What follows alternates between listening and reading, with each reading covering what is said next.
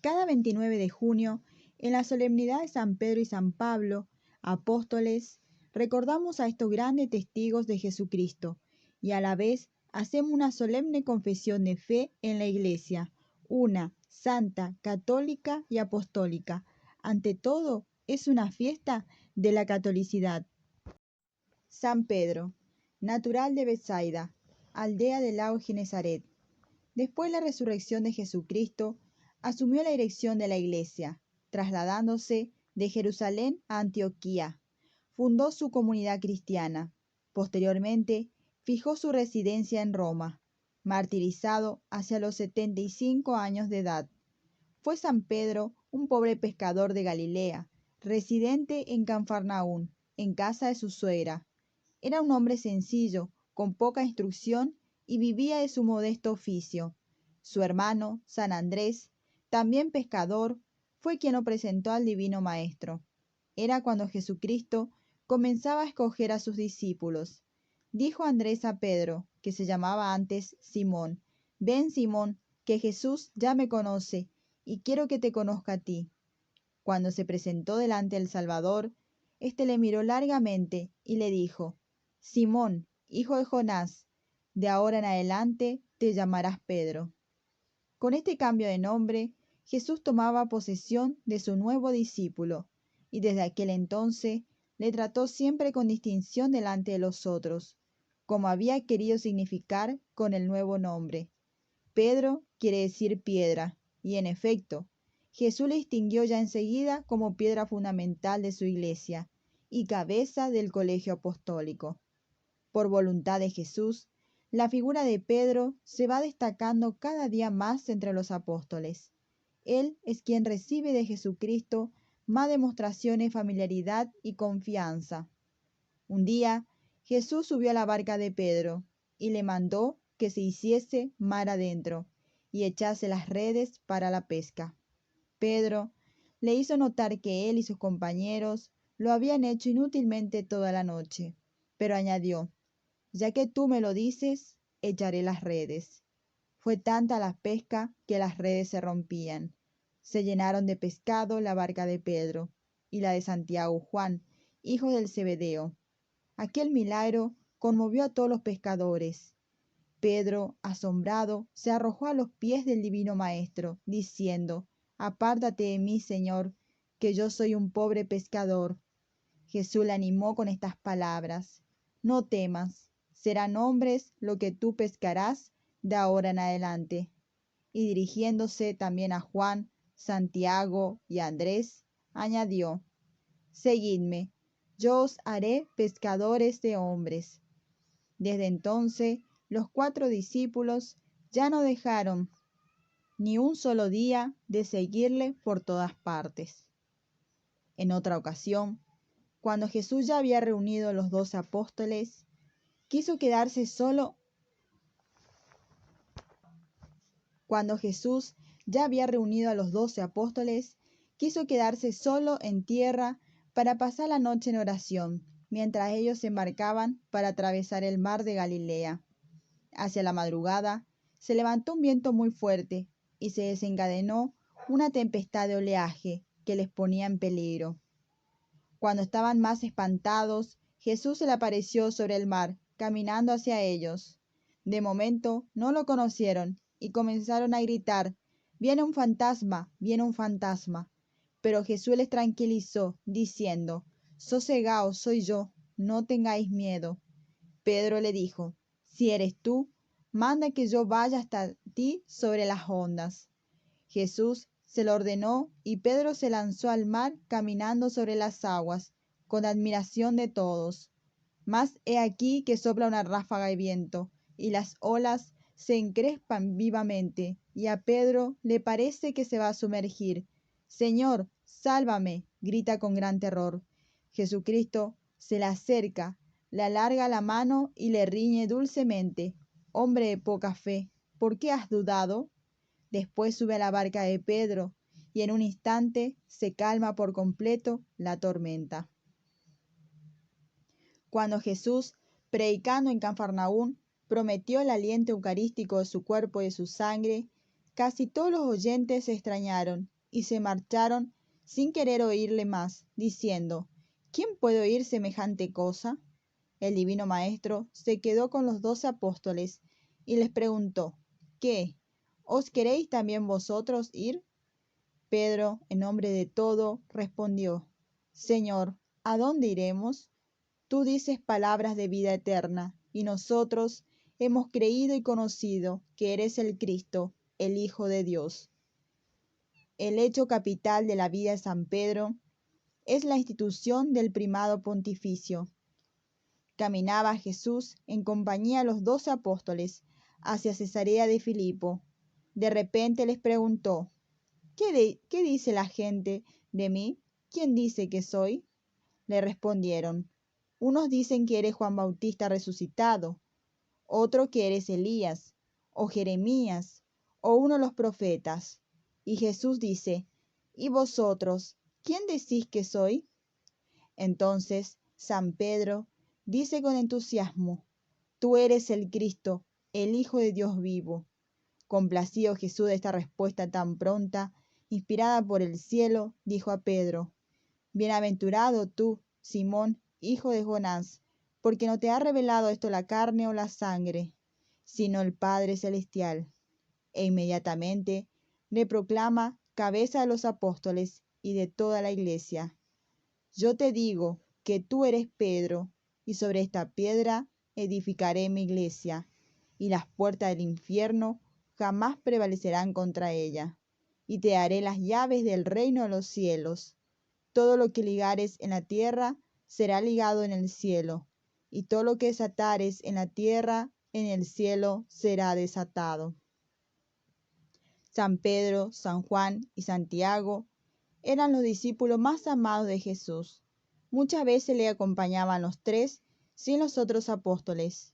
Jesús le dio prueba grandísima de su predilección, entre otras, la de llevarlos a la cumbre del monte Tabor y transfigurarse allí delante de ellos, volviéndose resplandeciente como el sol y con las vestiduras blancas como la nieve, y la de haber querido que le acompañasen dentro del huerto de Getsemaní, momentos antes de comenzar su sagrada pasión. Cuando en aquel huerto se acercaron los soldados enviados por los fariseos para prender a Jesús, Pedro quiso defenderlo y cogiendo una espada comenzó a descargar golpes y cortó una oreja a Maleo, criado del sumo sacerdote. Jesús templó el ardor de Pedro, mandándole que dejase la espada, y curó milagrosamente la oreja de Malco. Pero a pesar de este entusiasmo de Pedro por Jesús, manifestado tan hermosamente, aquella misma noche cometía un pecado abominable, negando 3 veces al divino Maestro y perjurando que no lo conocía, cuando los soldados y siervos de la casa de Caifás le señalaban como uno de los 12 discípulos. El día de Pentecostés inauguró la predicación del Evangelio, convirtiendo en la misma Jerusalén a 3.000 personas. Al cabo de poco tiempo hizo el primer milagro, curando a un paralítico, en el nombre de Jesús, a las puertas del templo de Salomón. Inmediatamente, y en vista del prodigio, se convirtieron 5.000 personas más y pidieron el bautismo. San Pedro murió mártir en Roma, de donde fue el primer obispo durante 25 años. Antes de establecerse en la ciudad eterna, había regido la iglesia de Antioquía y hecho numerosos viajes para visitar las diócesis que se iban fundando y organizar toda la naciente iglesia. Era el año 67 cuando fueron presos San Pedro y San Pablo por orden del emperador Nerón. Ambos fueron conducidos al suplicio el 29 de junio. San Pablo fue decapitado, mientras que el primer papa moría crucificado, cabeza abajo, en el mismo lugar en que hoy se venera su glorioso sepulcro y se eleva la magnífica Basílica Vaticana. San Pablo, apóstol de Jesucristo y principal propagador del cristianismo, que tuvo una participación decisiva en la expansión de la Iglesia desde el momento de su conversión. Saulo, el futuro San Pablo, nacido en Tarso de Cilicia hacia el año 8 de la era cristiana, pertenecía a una familia judía de la diáspora o dispersión, y como tal estaba sólidamente formado en la ley judaica. Pronto pasó Saulo a Jerusalén a completar su educación rabínica, y su maestro fue el más autorizado rabino de entonces. Su gran talento le afianzó rápidamente en los principios de la ley antigua, que cita constantemente de memoria y con gran exactitud. Su carácter impetuoso le lanza a un fanatismo exagerado en legítima defensa de la ley y tradiciones ancestrales. En las sinagogas de Cilicia, debido de conocer la doctrina de la nueva fe cristiana por la predicación de San Esteban, y su celo e impetuosidad le llevaron a unirse a los perseguidores de ello, convencido de que defendía la causa de Dios. Yo perseguí de muerte, nos dice él mismo, a los seguidores de esta nueva doctrina, apasionando y metiendo en la cárcel a hombres y mujeres. Y cuando estalló el motín que costó la vida a San Esteban, Pablo evidentemente tomó parte activa en él, ya que los verdugos dejan las vestiduras ante sus ojos y depositaron las vestiduras delante de un mancebo llamado Saulo. Leemos en los Hechos de los Apóstoles. Por aquel tiempo se había ya constituido en Damasco un grupo importante de la nueva comunidad cristiana, del que pronto tuvo noticia Pablo, que contaba por entonces unos 26 años de edad. Con su afán de exterminio, pidió al príncipe de los sacerdotes una carta de presentación para Damasco, a fin de apresar a los adeptos de la nueva fe. Mas todo había de suceder de muy distinta manera. Obtenía las cartas, Pablo y sus compañeros se acercaban a Damasco, cuando de pronto una luz del cielo les envolvió en su resplandor. Pablo entonces vio a Jesús, a su vista cayó en tierra y oyó una voz que le decía: Saulo, Saulo, ¿por qué me persigues? Atemorizado y sin reconocerlo, Pablo preguntó: ¿Quién eres tú, Señor? Y el Señor le dijo: Yo soy Jesús, a quien tú persigues. Dura cosa es para ti el dar coces contra el aguijón. Saulo entonces, temblando, teniendo ante sí la sangre de Esteban y todas sus persecuciones, otra vez preguntó: Señor, ¿qué quieres que haga?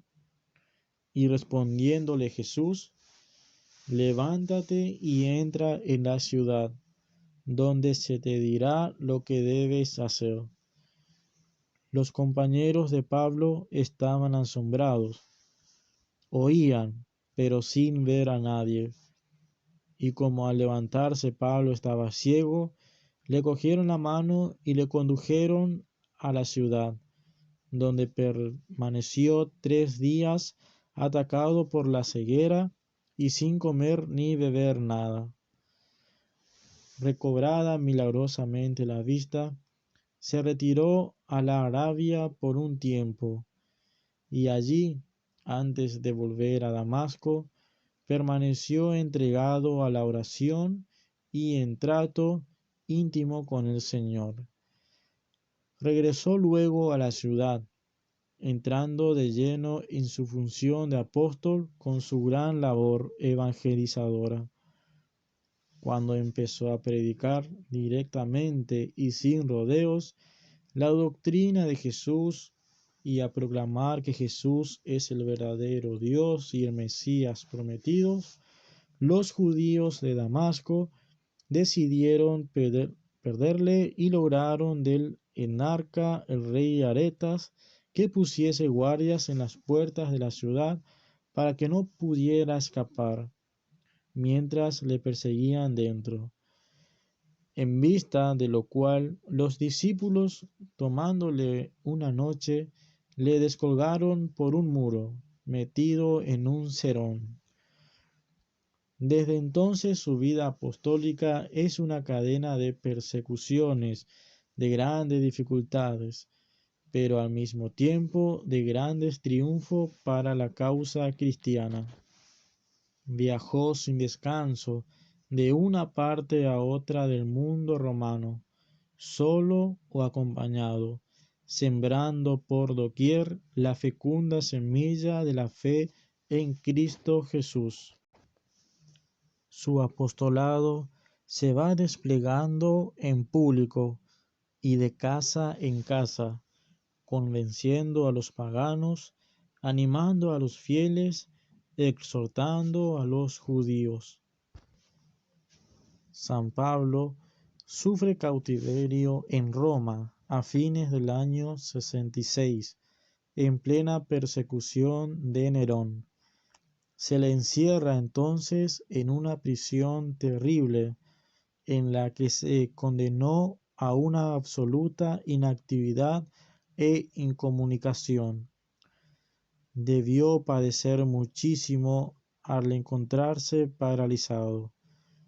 Supo, no obstante, doblegarse a la voluntad del Señor, que le tenía destinado, como a Pedro, el príncipe de los apóstoles, a una muerte próxima. Según la tradición más admitida, los dos fueron inmolados el mismo día, en el año 67. Pedro crucificado cabeza abajo en la colina del Vaticano. Pablo decapitado en la vía Ostinense, en la llanura que la separa del Tíber.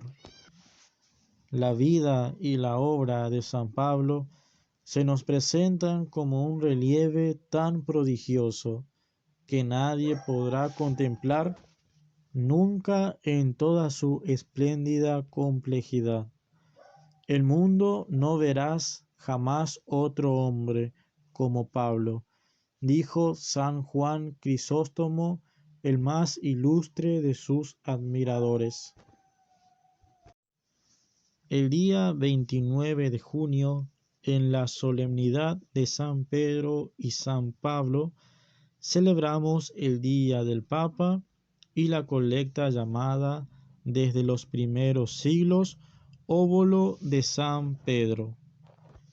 En esta jornada del Papa estamos invitados de manera especial a meditar en el ministerio del sucesor de Pedro, el Papa, a orar por él y a contribuir con nuestras limosnas y donativos a su misión evangelizadora y de caridad. El romano pontífice, como sucesor de Pedro, es el principio y fundamento perpetuo y visible de unidad, así de los obispos como de la multitud de los fieles. Es pastor de toda la Iglesia y tiene potestad plena, suprema y universal. Es el vicario de Cristo. Ya en la primera hora de la Iglesia, cuando Pedro estaba en la cárcel, toda la comunidad oraba insistentemente a Dios por él. Hoy, toda la Iglesia tiene el deber de orar por el Papa. Cuando oramos por el sucesor de Pedro, que predice la caridad de todas las iglesias, Como afirmó San Ignacio, pedimos que la Iglesia se mantenga fiel a su magisterio, para que, como los primeros cristianos, vivamos como hermanos arraigados firmemente en el amor y la caridad. Junto con la oración y el agradecimiento, esta jornada es una llamada a colaborar con nuestras limosnas, donativos a la colecta especial. A través de ella ayudamos al Papa para que pueda realizar su misión a favor de la Iglesia Universal y de los más pobres de la tierra.